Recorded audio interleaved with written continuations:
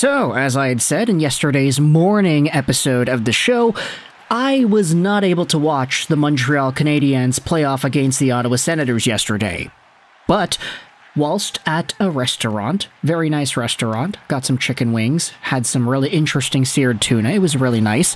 At the restaurant later Saturday night, I ended up watching a bunch of the highlights of Montreal-Ottawa in a game that admittedly may have provided some of the most exciting stories for Montreal Canadiens fans this year.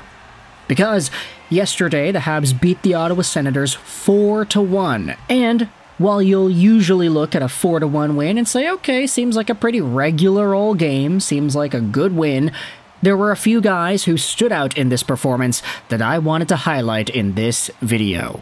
This isn't necessarily a game review. Again, I didn't watch the game, I just saw the highlights, but I wanted to talk about some of the guys who are leading the NHL in certain statistical categories, starting out with the goal race. Because at the time of recording this audio, if you go over to the NHL and you see who is leading the league, number one in goals right now is Dylan Guenther of the Utah Hockey Club. Pretty big surprise, nice to see him there. I actually kind of want to make a video about that later in today's show too. But there's a two-way tie for second place in the league in goals. It is as follows.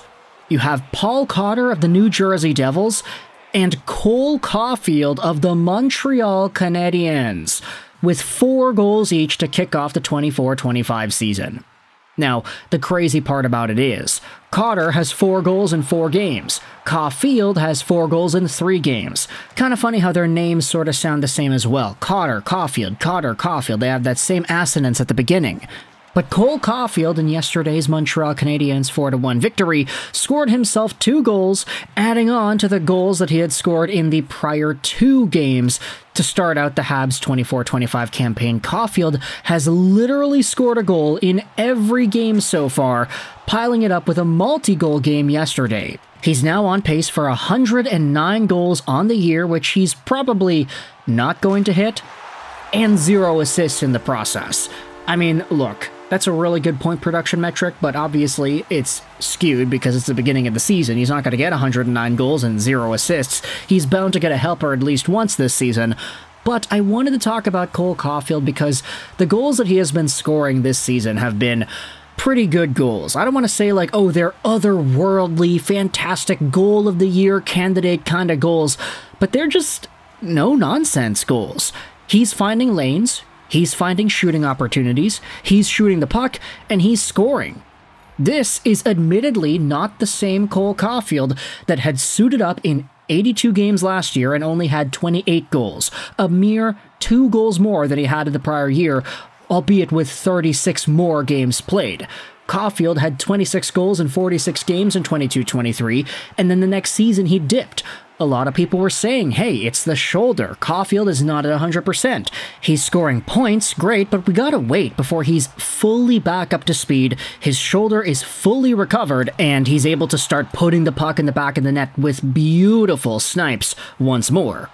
And that is exactly what he has done at the beginning of this season. Now, it's 3 games played in, not that big of a deal. 4 goals in 3 games obviously is not sustainable. He's not going to get 109 goals, but just seeing the shots that are going in, he's kind of just locking and loading and firing. The first goal he had scored against Ottawa yesterday was exactly that. He received the puck, he just looked at the goalie, he shot it from far out, and it ended up going in.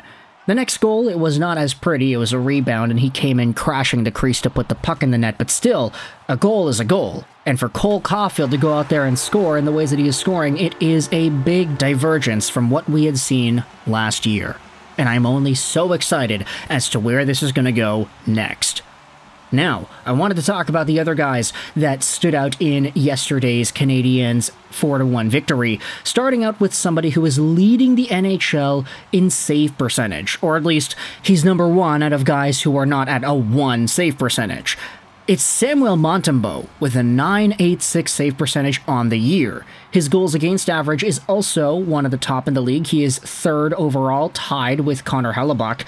And when you look at Montembeault and the game he had yesterday, he followed up what was a brilliant shutout performance against the Maple Leafs on Wednesday with a 24 save on 25 shot against performance against the Sens. He had a .960 save percentage, so if you average everything out, that's how you get that .986 number. He is one of the best goaltenders in the NHL so far in a limited sample of 2 games played. And it was even brought up by Kevin Bieksa during the panel that it seems like Samuel Montembeault is really making a run at potentially being Team Canada's next guy. Adin Hill hasn't had the best start statistically speaking, although the Vegas Golden Knights have been winning games. And you also have some other guys bouncing around in that Canadian goaltending conversation. It's never really going to be too guaranteed after all, because Canada goaltending is so volatile. But right now, Montembeault is putting himself near the top of the list.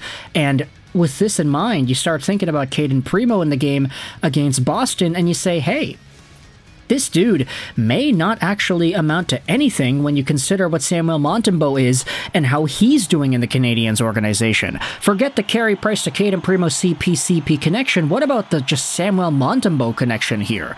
This is a guy that was eventually acquired by Montreal on waivers all those years ago, and now he's the number 1 dude, and it's not even really close. So for Samuel Montembeault, considering his statistical breakdown of the season so far, I don't necessarily think that a .986 save percentage and a .5 goals against is going to sustain itself for the course of a 41-game season, assuming they split it 50-50.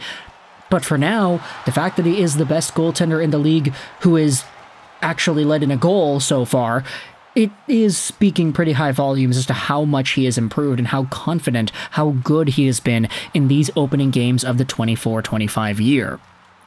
And finally, I also wanted to talk about one of the guys who ended up getting an extra assist in yesterday's game against the Ottawa Senators. It is Lane Hutson, who ended up getting himself an extra assist on the Emil Heineman goal. As a result, he now has 4 points in 3 games and 6 points in 5 career games. What else is there to say about Lane Hutson, man? The guy has gone out there and cemented himself near the top of the NHL in overall defenseman points and rookie points, with 4 points in 3 games thus far. If you head over to the league and you look at the statistical breakdowns, you'll see that for rookies, Hutson is number 1 over Logan Stankoven, Macklin, Celebrini, Seamus Casey, and a whole bunch of other guys for points on the year. And for defenseman points, he is tied for 2nd. Only Shea Theodore has more defenseman points than Lane Hutson does right now, and he's tied with Justin Falk, Seth Jones, and Cale Makar. Now, you can say what you want about Justin Falk and Seth Jones, but Cale Makar is right in there too, and Lane Hutson has more points than Quinn Hughes and Adam Fox, so I feel comfortable going out there and using that narrative to talk about a talking point here. Hutson has just been absolute magic, and I don't think there's anything else we need to say about him that we haven't already discussed. I wanted to use this video as an opportunity to dive into Montembeault and Caufield, because these two guys I feel like are in the best spots to gain, considering the videos, considering the hype, considering, sure, fans were excited about Montembeault, fans were excited about Caufield, but it was always sort of with a little asterisk beside it. Oh yeah, Montembeault is just this guy they picked off of waivers. He's supposed to be a transitory guy till Fowler comes in. Oh yeah, Caufield's great, but he had that shoulder surgery and he's been recovering, so we don't know when he's going to come back and be fully healthy. Well, they're here, and they're looking pretty good. Habs fans, let me know your thoughts in the comment section below, how these guys have been performing so far throughout the year. Your thoughts on Samuel Montembeault's first 2 games of the season, thoughts on Cole Caufield being one of the top goal producers in the NHL, thoughts on Lane Hutson getting his name up there too in rookie and defenseman scoring. Where do you see these guys continuing their seasons, and how many points and save percentages do you think they'll accomplish by the end of the year? If you had to place an over-under bet on it, bet on it, High School Musical style. Let me know your thoughts in the comment section below. How do you feel about all these numbers and these points? I hope you enjoyed this video. And bye.